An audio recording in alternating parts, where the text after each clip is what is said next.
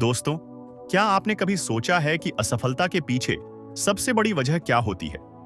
ना तो हमारी मेहनत की कमी, ना ही हमारी प्रतिभा की कमी, बल्कि असली कमी होती है एकाग्रता की, यानी फोकस की। हम सब ने कभी ना कभी यह महसूस किया है कि हम काम तो कर रहे हैं, पर मन कहीं और भाग रहा होता है। शरीर बैठा होता है किताबों के पास, लेकिन ध्यान भविष्य की चिंता, पुरानी बातें या सोशल मीडिया की दुनिया में भटक रहा होता है। गौतम बुद्ध ने कहा है, जिस तरह एक तीर सिर्फ तभी लक्ष्य पर लगता है जब धनुष एकाग्र हो, वैसे ही इंसान सिर्फ तभी सफल होता है जब उसका मन एक जगह पर टिके। आज के इस शोरगुल भरे जीवन में, जहां हर पल मोबाइल की नोटिफिकेशन, सोशल मीडिया का स्क्रॉल और हर चीज का एक साथ पीछा करने की आदत हमें बना चुकी है, बिजी वहीं बुद्ध कहते हैं, एकाग्रता ही सफलता की असली चाबी है। आज मैं आपको गौतम बुद्ध की 3 ऐसी कहानियां सुनाने जा रहा हूं जो हमें सिखाती हैं कि कैसे ध्यान को एक दिशा में लगाकर हम असंभव को भी संभव बना सकते हैं। हर कहानी एक दीपक है जो आपके अंदर की भटकन को रोशनी में बदल सकता है। तो चलिए शुरू करते हैं और समझते हैं बुद्ध के दृष्टिकोण से ध्यान और सफलता का रहस्य। पहली कहानी शुरू करते हैं। बौद्ध भिक्षु एक पार्क में आराम कर रहे थे। वहां उन्होंने एक लड़के को देखा जो एक खाली पेज पर कठिन श्लोक लिखने की कोशिश कर रहा था, लेकिन गलतियों के कारण बार-बार पेज फाड़ रहा था और हर बार नए पेज से शुरू कर रहा था। कुछ समय बाद लड़के का ध्यान बौद्ध भिक्षु पर गया, तो लड़का तुरंत उनके पास गया और प्रणाम करके कहा, महात्मा, मैं पिछले 3 घंटे से इस श्लोक को सही से लिखने की कोशिश कर रहा हूं, लेकिन हर बार कोई ना कोई गलती हो जाती है जिससे मुझे शुरू से शुरुआत करनी पड़ती है।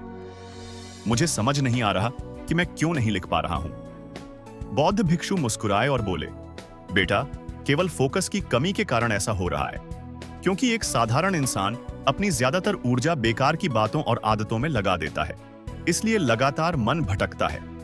ध्यान से काम करने का मतलब है अपनी पूरी ऊर्जा एक जगह पर लगा देना, और जब बार बार तुम ऐसा करोगे तो मन इसके लिए तैयार हो जाएगा और फिर गलती नहीं दोहराएगा। लड़के ने पूछा, महात्मा, अगर मन बार बार भटक रहा हो तो मैं एक काम में ध्यान कैसे लगाऊं? बौद्ध भिक्षु ने पूछा, तुम लिखते समय जरूर किसी व्यक्ति या घटना के बारे में सोच रहे हो। लड़के ने कहा, हां महात्मा जी, आज छुट्टी के दिन सबको बाहर खेलने का समय मिलता है, लेकिन मुझे यह काम पूरा करना है। शायद इसलिए मैं ठीक से फोकस नहीं कर पा रहा। बौद्ध भिक्षु ने कहा, ठीक है, अब इन सरल तरीकों को समझो, फिर तुम अपने काम को मन लगाकर कर सकोगे।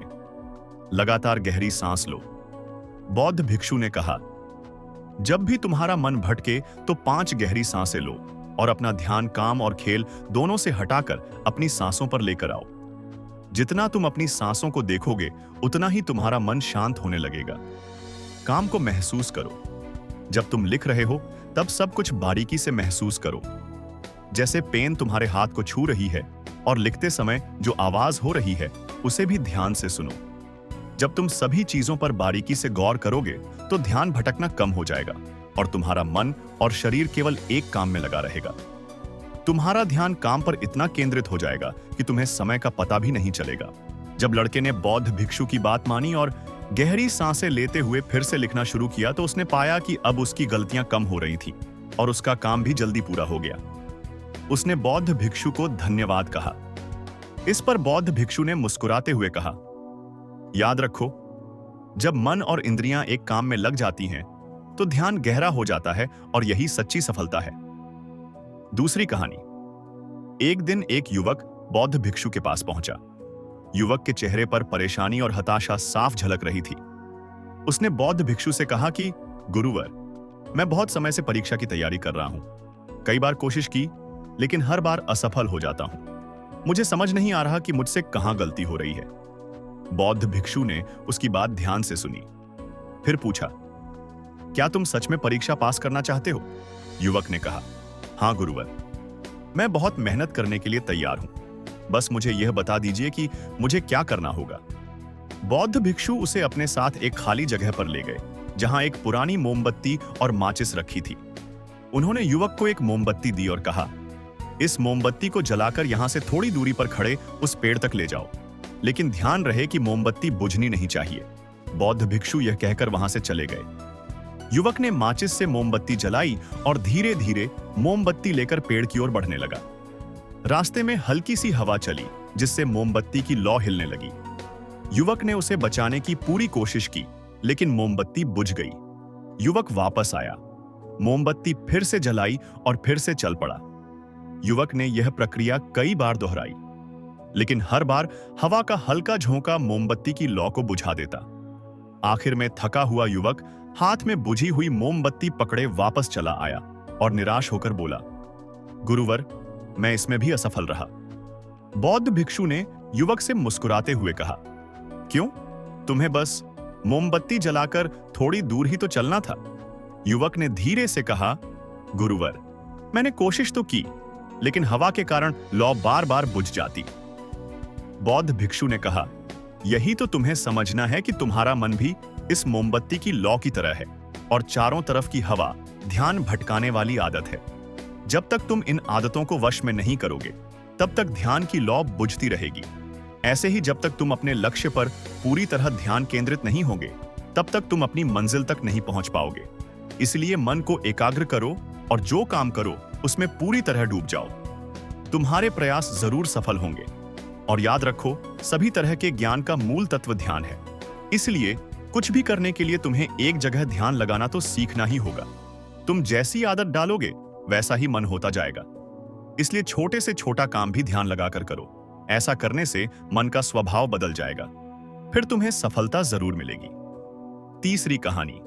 एक युवक ने बौद्ध भिक्षु से पूछा कि मन में आ रहे विचारों को कैसे छोड़ते हैं। बौद्ध भिक्षु ने युवक से कहा, बताऊंगा, लेकिन उससे पहले तुमको एक परीक्षा देनी है।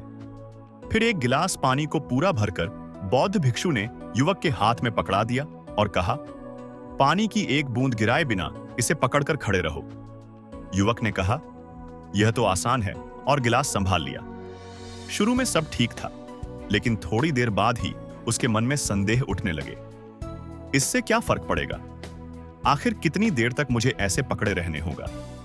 जैसे जैसे यह विचार आने लगे, उसका ध्यान भटकने लगा और गिलास से पानी छलकने लगा।